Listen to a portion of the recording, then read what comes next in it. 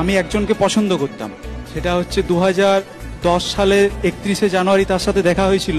তারপর তার সাথে 1 বছর ফোনে কথাবার্তা হয়েছিল, এবং ওর ইচ্ছে ছিল কি বিয়ে করব ঠিকই একে অপরকে, এবং সেটা গার্জেনের পারমিশন, ফোনে নয়। না ফোনে নয়। তো সেই জায়গা থেকে আমি বলেছিলাম যে তাহলে তুমি বলো বাড়িতে। তো বললো হ্যাঁ বলবো। দিয়ে এইভাবে কি জানি না কি হবে, ওর বাবা মা হয়তো জেনে গেল।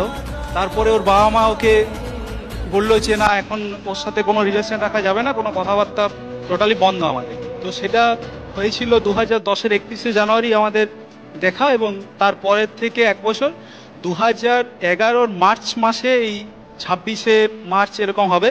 তো এরকম সেই 26শে মার্চ থেকে আজ পর্যন্ত তার সাথে কোনো কথা নেই।